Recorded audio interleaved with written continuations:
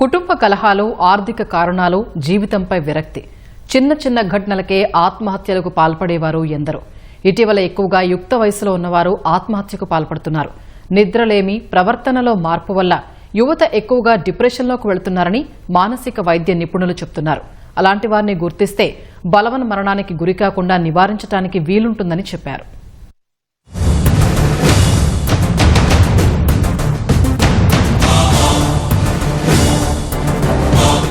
కుటుంబ వివాదాలు, అనారోగ్యం, ప్రేమ విఫలం, పెళ్లి కాకపోవడం, మత్తు పదార్థాల వ్యసనం, ఇలా కారణం ఏదైనా ఆత్మహత్య మాత్రమే పరిష్కారంగా కొందరు భావిస్తుంటారు. వేరే వారితో పోలిక, సామాజిక మాధ్యమాల అతి వినియోగం, వ్యక్తిగత, కుటుంబ కారణాలతో యువకుల్లో బలవన్మరణాలు పెరుగుతున్నాయి. స్నేహితురాళ్లు అవమానించారని బీటెక్ 3వ సంవత్సరం చదువుతున్న ఓ విద్యార్థిని ఈ నెల 2న గడ్డిమందు తాగింది. కరీంనగర్లోని ఓ ప్రైవేటు ఆసుపత్రిలో చికిత్స పొందుతూ శుక్రవారం మృతి చెందింది. పిల్లలను అల్లారు ముద్దుగా పెంచటం కొన్నిసార్లు నేరమవుతోందని కరీంనగర్కు చెందిన మానసిక వైద్య నిపుణులు చెబుతున్నారు.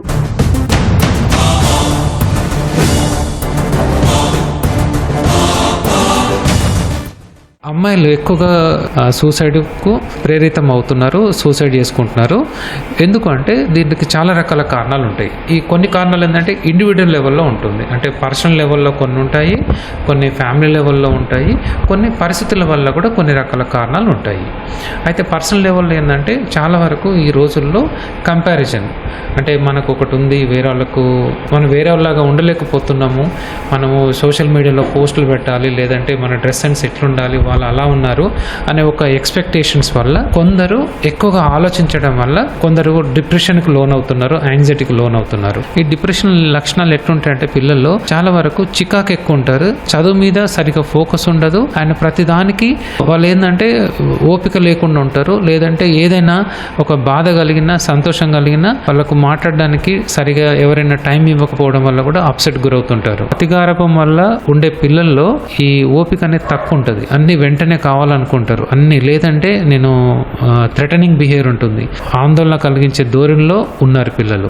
ఆత్మహత్య ధోరణి ఉన్నవారిని గుర్తించడం ముఖ్యమన్న వైద్యులు మనకు తెలిసిన వారిలో ఆ లక్షణాలు గమనిస్తే వారిని విస్మరించవద్దని సూచించారు. వారితో తరచుగా మాట్లాడుతూ ఇబ్బంది తెలుసుకునే ప్రయత్నం చెయ్యాలన్నారు. సాధారణంగా ఆ ఆలోచనలు ఉన్నవారి మనసు చాలా సున్నితంగా ఉంటుంది. సమస్యను అర్థం చేసుకోవటం కోసం వారితో సున్నితంగానే వ్యవహరించాలి. వీడ్కోలు సందేశాలు రాయటం, ఎప్పుడూ డిప్రెషన్లో ఉండటం, ఫోన్ తీయకపోవటం, అకస్మాత్తుగా స్నేహితులు సన్నిహితులతోనూ మాట్లాడకుండా ఉండిపోవడం వంటివి లక్షణాలుగా గుర్తించాలి. మనకు వాళ్ళ ప్రవర్తనలో తెలుస్తుంటది. రోజు పేరెంట్స్ చూస్తుంటారు కదా, వాళ్ళ ప్రవర్తనలో అంటే సాధారణ మార్పు కంటే అసాధారణ మార్పు జరిగిందనుకోండి సడన్ గా, అంటే వాళ్ళ మాట తీరులో, ఓపికలో, తర్వాత చదివే విధానంలో, చదువు పర్ఫార్మెన్స్ లో, లేదంటే కొందరు ఎక్కువగా మనీ స్పెండ్ చేస్తుంటారు, లేదంటే ఎక్కువగా అంటే మామూలు దానికంటే ఎక్కువగా ఫోన్ ఎక్కువ వాడుతుండడము, లేకుంటే చికాకు గురి కావడము, మాట వినకపోవడము, తర్వాత వాళ్ళకు వాళ్ళు లోగా ఫీల్ కావడము, ఇలాంటి కొన్ని సమస్యలు కొన్ని లక్షణాలు చెప్తుంటారు. ఇంకోటి ఏంటంటే నిద్ర సరిగా పట్టకపోవడం కూడా ఒక రకమైన కారణం. వాళ్ళు ఏంటంటే మనకు వర్బల్గా ఎక్స్ప్రెస్ చేస్తుంటారు కొందరు, అంటే మాటలతో కొన్ని చెప్తుంటారు, నేను బతకడం ఎందుకు, లైఫ్ అంతా వేస్ట్ అనే ఒక వేదాంత ధోరణిలో కూడా మాట్లాడుతుంటారు. వాళ్ళ ప్రవర్తనలో మార్పు వస్తుంది, అది ఆ మార్పు అనేది సాధారణ మార్పు కాదు, అసాధారణ మార్పు రోజుల తరబడి ఉంటుంది అనిపిస్తే ఖచ్చితంగా మానసిక వైద్యుని సంప్రదిస్తే దానికి గల కారణాన్ని గుర్తించవచ్చు. అయితే అందరూ సూసైడ్ బిహేవియర్ని గుర్తించడంలోనే మనం వెనుకబడిపోతున్నాం. కానీ ఏదైనా ప్రవర్తనలో మార్పు వచ్చిందనుకోండి, డాక్టర్ గారిని సంప్రదించి ఈ సమస్య చిన్నదా పెద్దదా అని గుర్తించి దానికి అనుకూలంగా మనము అన్ని జాగ్రత్తలు తీసుకుంటే ఈ సూసైడ్ బిహేవియర్ లేకుండా నివారించవచ్చు. ఆత్మహత్య ఆలోచనల లక్షణాలు ముందుగానే గుర్తించడంతో పాటు వారి ప్రవర్తనను అర్థం చేసుకోవడం ద్వారానే బలవన్మరణాలు నివారించవచ్చని మానసిక నిపుణులు స్పష్టం చేస్తున్నారు.